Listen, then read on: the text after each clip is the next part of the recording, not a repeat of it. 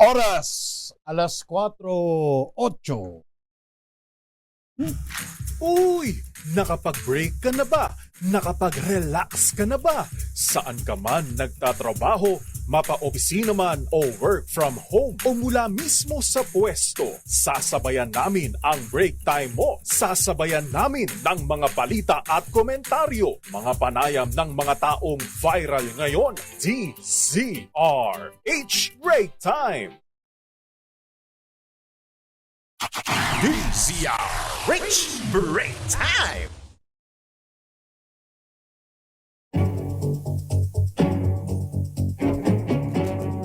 Magandang hapon sa inyong lahat. Holiday, pista opisyal, araw ng kagitingan. Saludo. Welcome po sa Break Time ngayong August 28, 2023.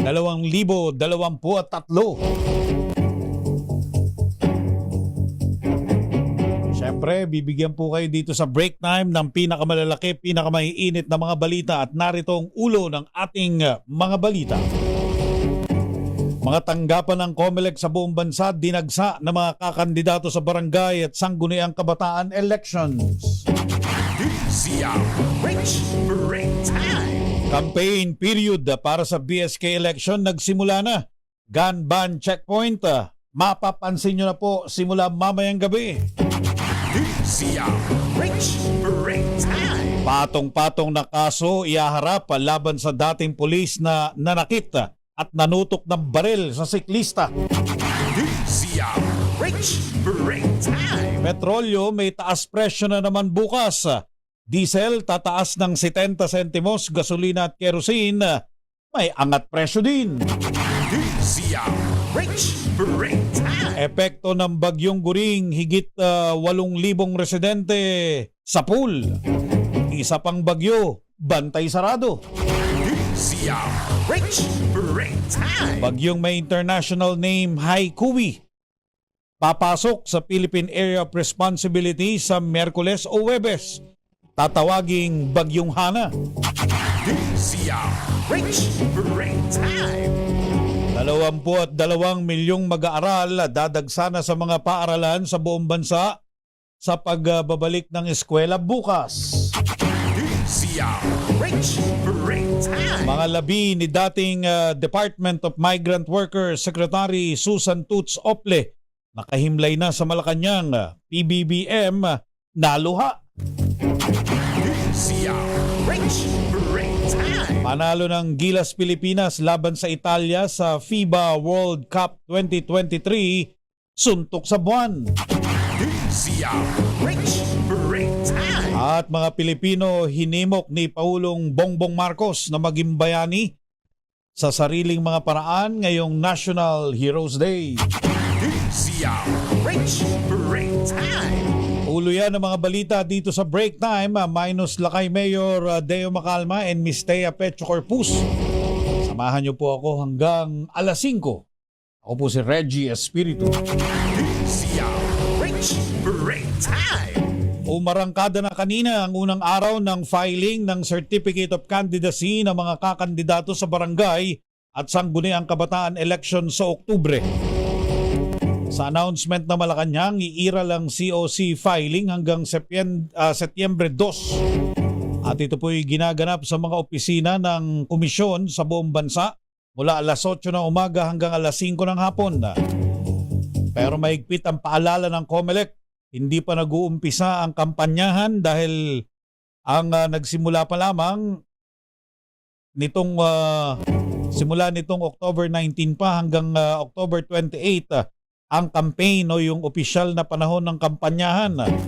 Kasabay nito, umiiral na rin ngayon ang gun ban na nagbabawal sa publiko na magdala ng mga armas maliban na lamang sa mga otoridad o yung mga tao na otorisado rin ng COMELEC. Tatagal ang gun ban hanggang November 29 na siya namang araw ng barangay at SK elections. DZRH Break Time!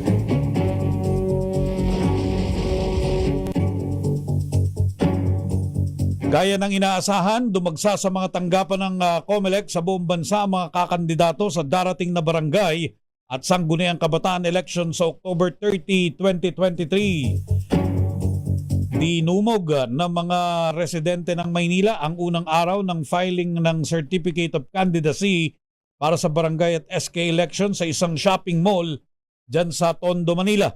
Sa report ni RH29 Boy Gonzales, naging siksikan. Napakainit daw at nagkagulo rin. Nagkatensyon ng mga pumila habang nasa bahagi pa lamang ng parking lot ng mall. Ilan sa mga nagpilahan o pumila ay nagtulakan, nagbalyahan at meron din mga senior citizen na nahilo.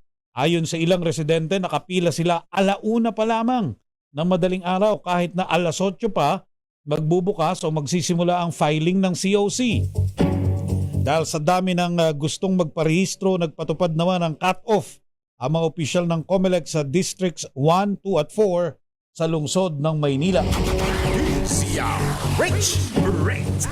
May video po niyan si Boy Gonzales na todo angal ng mga kakandidato sa barangay at SK dahil sobrang init daw dun sa parking lot ng mall at napilitan silang maghintay, tumunganga ng mahabang oras dahil para hindi mawala yung kanilang spasyo o para hindi sila masingitan. Nagsimula na rin ngayong araw na ito pero alam ko mamayang gabi mararamdaman yung mga police checkpoint. Yan po mga magsasagawa ng police checkpoint ay kaugnay ng implementasyon ng gun ban. Ito'y kaugnay ng Barangay and Sangguniang Kabataan Elections 2023 sa Oktubre. Sa Metro Manila, nag-set up na ng checkpoint sa boundaries ng San Juan at Quezon City, gayon din sa Santa Mesa sa Maynila. Makikita naman sa Mandaluyong ang police visibility sa pangunay mga kalsada katulad na lamang sa Kalentong. Kahit sa mga probinsya ay nakalatag na rin ang mga checkpoint kasabay ng pagpapatupad ng gun ban. Siyempre hindi pa uhuli ang Southern Metro Manila gaya ng Pasay, Makati, Taguig, Las Piñas, Parañaque at Muntinlupa. Hinihintay pa ng Philippine National Police o PNP ang guidelines para sa implementasyon ng money ban. Hindi po gun ban ha. Money, yung pagdadala ng pera, malaking halaga ng pera. Yan po'y pipigilan na rin ngayon sa utos ng COMELEC sa PNP. Pero ayon sa pambansang pulisya, wala pang spesipikong mga polisiya or patakaran na inilabas ang Commission on Elections kung paano ito ipatutupad. Tiniyak naman ng pambansang pulisya na buo ang kanilang suporta sa panukala ng COMELEC. Nauna nang sinabi ng COMELEC na bawal magdala ng pera na abot ng 500,000 piso 5 araw bago at mismong sa eleksyon. At yan ay ipatutupad ng COMELEC dahil sa working assumption na yung ganyang pera ay maaring ipambili ng boto.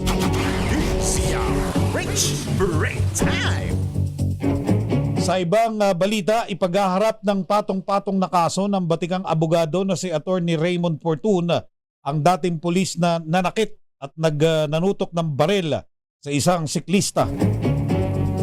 Ayon kay Attorney Fortun na isa ring siklista, siya maghaharap ng mga kaso laban sa dating pulis na si Wilfredo Gonzales bilang civic duty at dahil natatakot na ang biktima o natatakot na para sa kanyang buhay ang siklista. Nag-viral sa social media ang pagbunot at pagkasa ng baril at pananakit ni Gonzales sa biktima na kanyang nakaalitan sa Welcome Rotonda sa Quezon City kamakailan. Kabilang sa kasong ihaharap ni Attorney Fortun laban kay Gonzales ang reklamo sa Land Transportation Office para matanggalin ito ng lisensya dahil sa pagiging reckless at pagbabanta sa buhay ng siklista. Maghahain din ng abogado ng reklamo sa PNP para matanggalan ng lisensyang magmay-ari ng baril si Gonzales at reklamong conduct unbecoming of a public official kung totoong ito'y empleyado ng pamahalaan. Ayon pa kay Attorney Fortun, sa pilitang pinapirma ni Gonzales sa aregluhan ang biktima para palitawing nagkasundo na sila at pinagbayad pa ang siklista ng 500 piso at tinakot ang taong nag-upload ng nag-viral video kaya hindi ito mahanap na ngayon sa social media platform. Abay, aral na aral sa pagiging pulis, ano? Aral na aral po, kabisado ang mga gawi. Bago lumala ang sitwasyon, pinapirma na ng kasunduan yung sinaktan niya, mga kaibigan. Binatukan, sinampal, Billy Boy. Binatukan, sinampiga. Sinampiga, binatukan. Aral na aral sa magaling siguro to ng pulis, Pinapirma tapos tinakot yung nag-upload ng nag-viral video kaya hindi na mahanap ngayon sa social media platform. Kabisado ang mga kalokohan, Kabisado ang mga kalokohan. So, lagot ka ngayon kay Attorney Raymond Fortuna. Hindi ka raw tatantanan.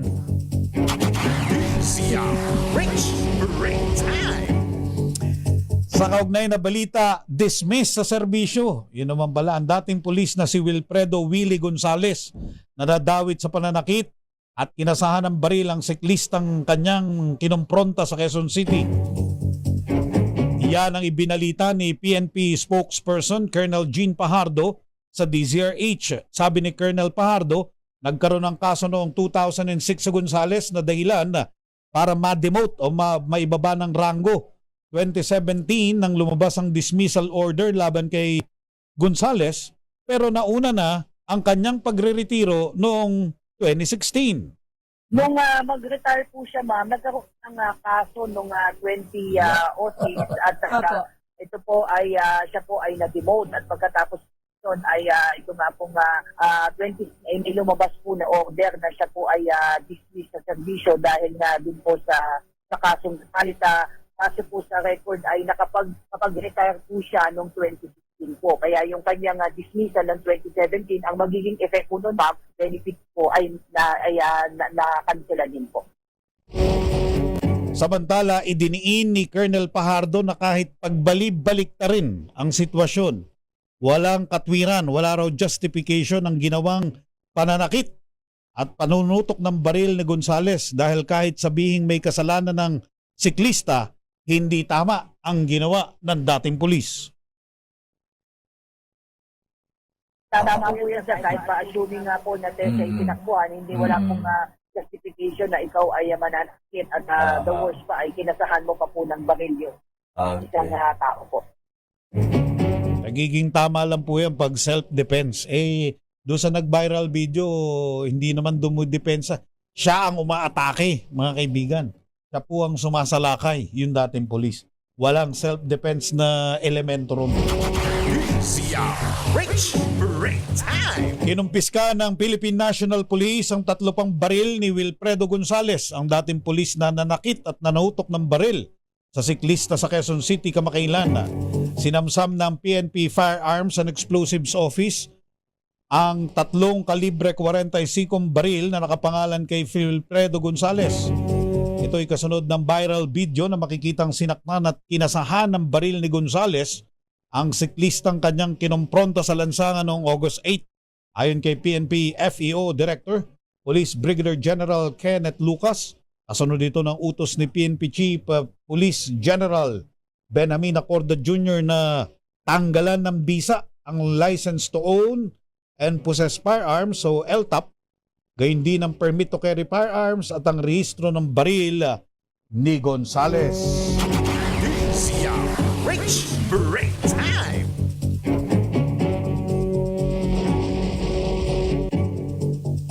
Tataas na naman ang presyo ng mga produktong petrolyo bukas ang huling Martes ng Agosto.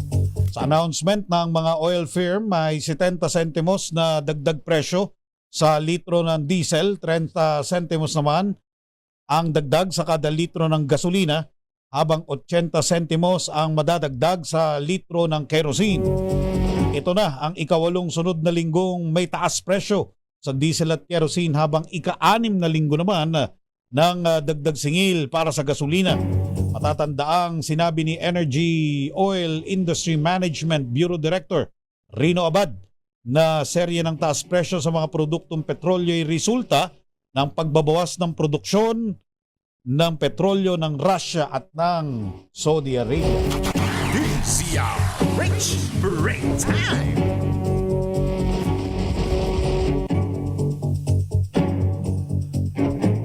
Oras sa break time. Ngayon pong holiday, Agosto 28, 2023, alas 4:23.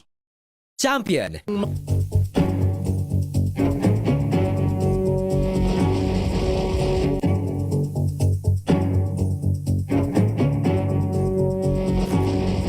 Balik po tayo sa mga balita. Bantay sarado sa Pag-asa ang isa pang bagyo nasa labas ng Philippine Area of Responsibility o PAR. Ang tropical storm na may international name Haikui ay inaasahang papasok sa bansa sa Miyerkules ng gabi o kaya naman Huwebes ng umaga. Kapag nakapasok na sa PAR, tatawagin ng storm Haikui na Bagyong Hana. Patuloy na kumikilos ang Bagyong Haikui, pakanluran, hilagang kanluran habang binabagtas ang ibabaw ng Philippine Sea. Tinatayang lalong palalakasin ng Bagyong Haikui sa susunod na 5 araw at posibleng maging severe tropical storm sa loob ng 36 na oras. Lalakas pa ito at magiging ganap na typhoon category pagpasok sa bansa ng Bagyong Haikui. Break Time! Break time! Pala'y hinahanap ko eh. RH Break Time! Umabot na sa halos 8,000 katao ang naapektuhan ng pananalasa ng Bagyong Goring. Ayon sa National Disaster Risk Reduction Management Council, pinaka-sinalanta ng bagyo ang mga residente sa Ilocos Region, Cagayan Valley, Calabarzon, Mimaropa, Western Visayas at Cordillera Administrative Region. Nananatili naman sa evacuation center ang may 2,000 katao habang 359 na individual naman ang pansamantalang nanununuyan sa kanilang mga kaanak sa ibang lugar. Naitala rin ang 58 flooding incident sa Ilocos, Cagayan Valley, Central Luzon, Mimaropa at Western Visayas. Samantala, wala namang iniulat na namatay, nasugatan o kaya'y nawawala dahil sa Bagyong Goring. RH Break Time!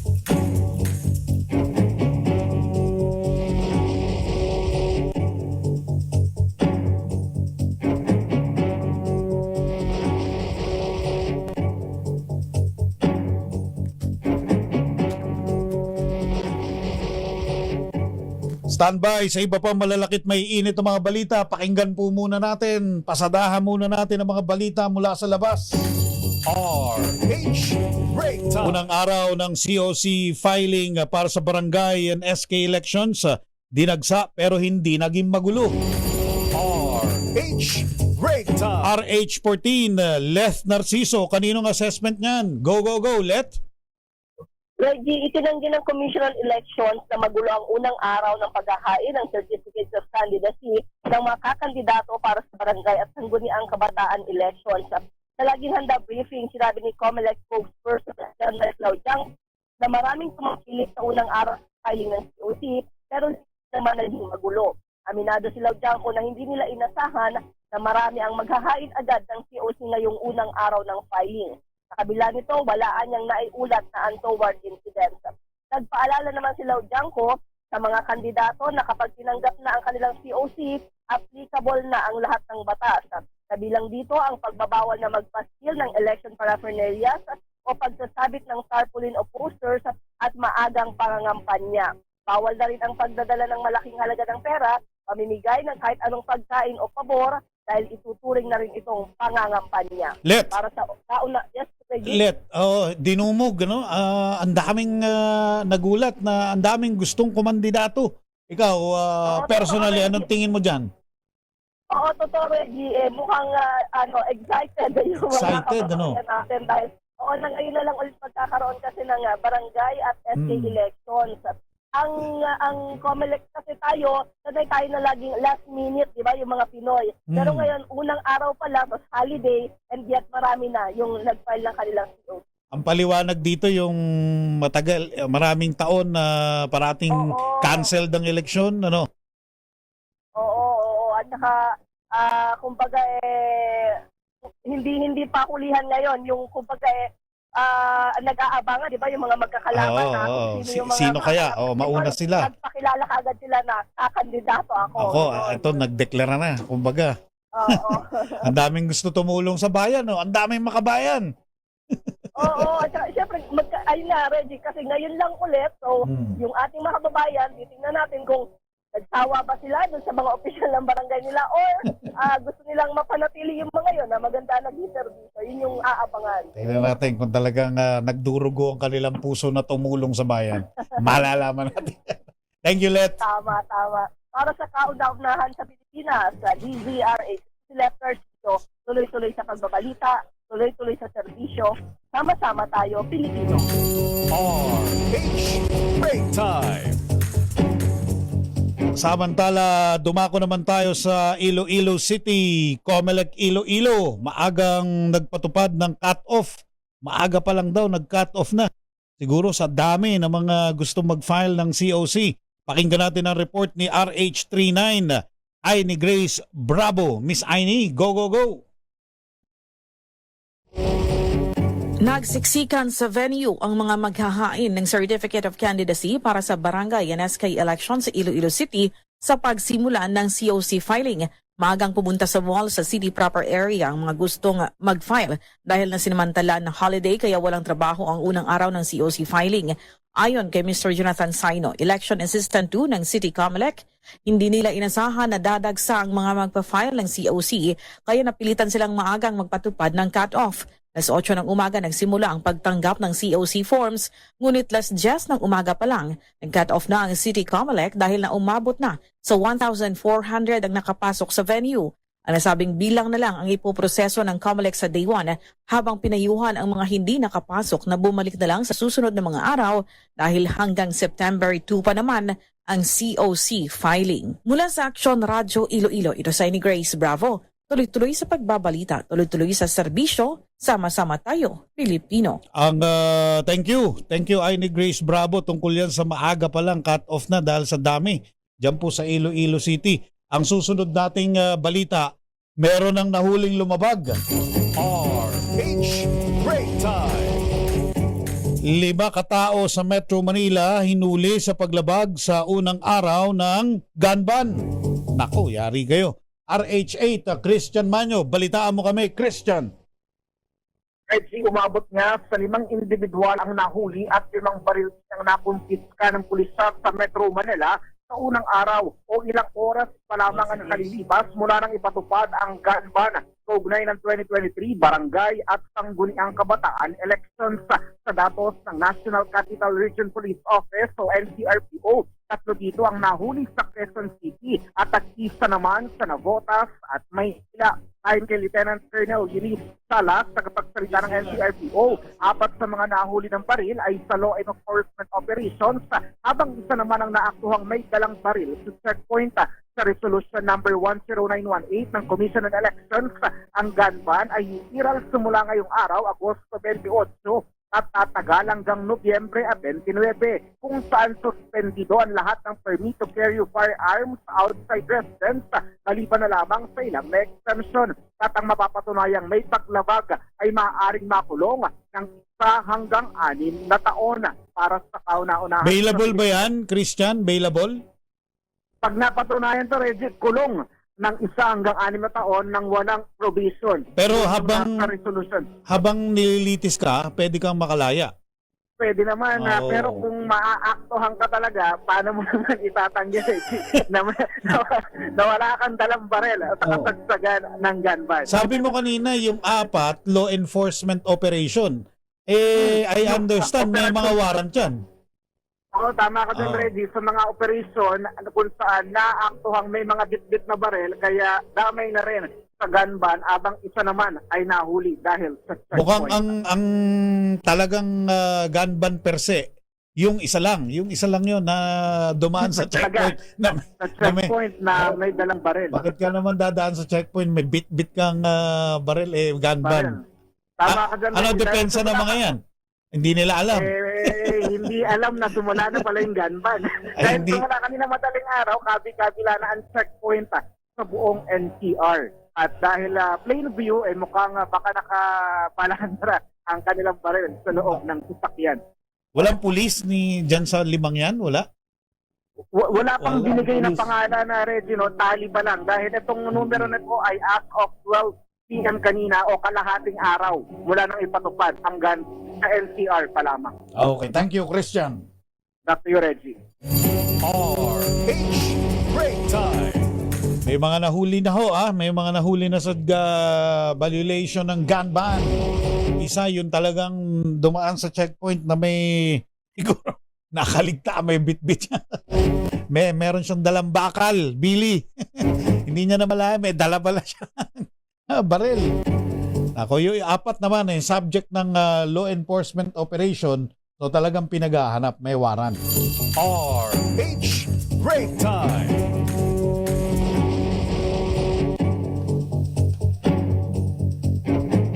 Hindi lang ho sa Metro Manila na may nahuli na sa paglabag sa gun ban ang merong mga checkpoint, kundi sa buong bansa yan. Eto, pakinggan natin yung PNP operation naman sa Cordillera. 71 police and PNP and COMELEC checkpoint kasado na dyan sa Cordillera Administrative Region. RH41, Romy Gonzales, balitaan mo kami, Romy. Nagsimula na kanina madaling araw ang sabay-sabay na paglulunsad ng COMELEC checkpoints sa iba't iba at estratehikong lugar sa Cordillera Region. May kaugnay nito sa magaganap na barangay at sangguniang kabataan election. Pinangunahan ni Police Regional Office Cordillera Regional Director Brigadier General David Peredo Jr., COMELEC Regional Director Attorney Julius Torres at iba pang mga opisyal ng Cordillera PNP at COMELEC ang random na nag-inspect sa mga itinatag na COMELEC checkpoints sa Baguio City para matiyak ang pagsunod sa kanilang mga ipapairal na patakaran at alituntunin sa ilalim ng COMELEC Resolution number 10924. Kabilang sa mga checkpoints na ininspect ng mga opisyalang stations Marcos Highway, Ligarda, Abanao at Camdas Police Station ng Baguio City Police Office. Batay sa report ng Regional Operations Management Division ng Cordillera PNP, merong 71 PNP COMELEC checkpoints ang itinatag sa buong Cordillera Region. Samantala, nagsimula na rin ngayong araw hanggang sa September 2 ang pagtanggap ng Certificate of Candidacy ng COMELEC para sa BSK election sa Oktubre 30. Higit na sa 500 kandidato ang nakapagpila ng kanilang COCs dito sa Baguio City. Mula sa kauna-unahan sa Pilipinas, DZRH, ito si Romy Gonzales, tuloy-tuloy sa pagbabalita, tuloy-tuloy sa serbisyo, sama-sama tayo Pilipino. Thank you, Romy Gonzales. RH Break Time. Si Senador JB Ejercito na kilalang siklista. Minsan na-interview to ng DZRH habang kalagitnaan ng kanyang pagbabike, pagbibisikleta. Merong mabigat na pahayag laban dito sa dating pulis na nanakit at tinutukan ng baril yung nakaalitang siklista. RH28, Raymond Dadpas ang magbabalita sa atin. Balitaan mo kami, Raymond. Raymond. RH Break Time. Standby Eric Dastos, standby Danny Kumilang, standby Bal Gonzales. Oras, alas 4:41. Balik po tayo sa break time. Quezon City LGU, hinimok ang siklistang idemanda ang retiradong pulis. Sinong opisyal ng QC ang nagsabi niyan? RH5, Val Gonzales. Balitaan mo kami, Val. Reggie, umaapila itong si Quezon City Mayor Joy Belmonte sa siklista na biktima ng road rage na makipagkoordinasyon sa lokal na pamahalaan ng lungsod Quezon na lumutang at magsampa ng kaukulang kaso. Ito'y sa kabila ng pag-hit ng pulis na si Gonzales na nagkasundo na sila ng siklista Ayon kay Mayor Belmonte, isang malaking banta sa lipunan ang tunad ni Wilfredo Willie Gonzales kaya dapat itong mapanagot sa batas. Dismayado si Mayor Belmonte sa ginawang investigasyon ng QCPD Station 11 sa Galas, Quezon City. Dahil bakit hinayaan na magtapos sa mabilisang amicable settlement ang kaso? Dahil dito'y inatasan na ni Belmonte ang Quezon City People's Law Enforcement Board of PLEP na magsagawa ng sariling investigasyon. Bukod sa legal assistance ay bibigyan niya ng full protection ang siklista at maging ng kanyang pamilya. Sabi ni Mayor Belmonte, maaaring natatakot ang biktima na humarap dahil ang nakatapat niya ay taga-gobyerno pero binigyang din ni Belmonte na walang kwang ang karahasan sa Quezon City. Para sa kauna-unahan sa Pilipinas, DZRH, ako naman Val Gonzales, tuloy-tuloy sa pagbabalita, tuloy-tuloy sa serbisyo. Sama-sama tayo, Pilipino. Thank you. Maraming salamat, Val Gonzales. RH Break Time. Narito na ang naudlot na report ni RH28 Raymond Dadpaas. Raymond, anong sabi ng siklistang si Senador JB Ejercito dito sa retiradong pulis? Balita mo kami, RH28 Raymond Dadpaas. Dating pulis, Go! dapat pa rin kasuhan ang dating pulis na nanutok ng baril sa isang siklista kahit pa ayaw nang magkain ng kaso ang kanyang biktima. Ito ang paniniwala ni Senador JB Ejercito, isa ring siklista matapos na mapanood ang video. Ayon kay Ejercito, hindi katanggap-tanggap ang ipinakitang asal ni Wilfredo Gonzales, kaya dapat na itong kasuhan ng grave threats. Dapat ding kansilahin na ng PNP Firearms and Explosives Office ang kanyang license to own and possess firearms well top at permit to carry firearms outside residence of PTC4. At kung konektado ito sa gobyerno ay dapat din siyang maharap sa kasong administratibo dahil sa conduct unbecoming. Nanawagan din ito sa Land Transportation Office na kansilahin din ang driver's license ni Gonzales. Giit ni Ejercito, hindi niya ito palalagpasin dahil hindi na uso ang ganitong uri ng pagmamalabis. Dapat siyang makulong upang hindi na siya tularan dahil ang masaklap na bahagi ay hindi man lang humingi ng sorry o nagpakita ng pagsisisi si Gonzales. Sa Facebook post ni Attorney Raymond Bordon, siya nang maghahay ng kaso laban kay Gonzales dahil natatakot ang biktimang siklista sa kaligtasan ng kanyang pamilya kaya't ayaw nang magsampa ito ng kaso. Para sa kauna-unahan sa Pilipinas, DZRH, ito si Raymond Dadpaas, tuloy-tuloy sa pagbabalita, tuloy-tuloy sa serbisyo, sama-sama tayo Pilipino. At pinagbayad pa, Raymond, ng 500 piso yung siklista. After tutukan, after sampigahin, after batukan, kasahan ng baril at tutukan, pinagbayad pa ng 500 piso. Tama lang yan. Pakisabi kay Senator JB na siklista rin. Ha? Tama yung sabi niya, yung hindi na titigilan. Sabi ba, Raymond, hindi titigilan. At pananagutin niya itong retiradong pulis. RH Break Time. May mga nakamotorsiklong lalaki na nahulihan ng baril sa unang araw sa implementasyon ng unang araw ng gun ban dyan sa Morong, Bataan. RH37, Danny Kumilang. Balitaan mo kami, Danny. Papatupad ng Comelec gun ban, isang lalaki na nakamotorsiklo ang minalas na nahulihan ng baril, patalim at droga sa Morong, Bataan kaninang madaling araw. Sa ulat ni Morong Chief Police Captain Ernesto Clemente II, ang naarestong suspect ay kinilala ito na si Rocky Collado de la Cruz, 33 anyos, residente ng Sitio 12, Barangay Mabayo, Morong, Bataan. Habang ipinatutupad umano ang Comelec gun ban sa inilatag na checkpoint alas 12:38 ng madaling araw kanina, kasama ang Morong Municipal Election Officer na si Miss Mary Grace B. Yuya sa Governor J.J. Linaw National Road, Barangay Sabang, Morong, Bataan, nang mapadan ang suspect na lulan ito ng motorsiklo na isang blue-black Suzuki Rider na walang plaka. Nang pahintuin ito at hanapan ng kanyang ID at dokumento sa motorsiklo at habang kinakalkal nitong suspect ang kanyang bag, nakita ni Police Corporal Liharde ang puluhan ng baril. Kaya agad na ipinag-utos nito na ipakita ito ng malinaw hanggang sa tumambad ang isang improvised na baril na may 2 bala ng shotgun, isang balisong at ilang pakete ng shabu na nasa 12 gramo. dinala ang suspect sa Morong PNP at mga ebidensyang nakumpiska at hininda na ngayong umaga ang kasong isasampang paglabag sa RA 10591 Omnibus Election Code at RA 9165 mula sa kauna-unahan sa Pilipinas. DCRH, ito si Danny Kumilang. Tuloy-tuloy sa pagbabalita, tuloy-tuloy sa serbisyo. Sama-sama tayo, Pilipino!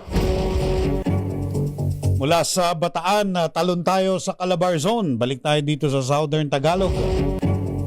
Si Eric Dastas may balita tungkol pa rin sa filing ng COC ng mga kakandidato sa barangay and SK elections. O bakit? Nandiyan na si Eric? Okay, pakinggan natin. Eric, magandang hapon. Kumusta ang unang araw ng filing ng COC sa Calabarzon?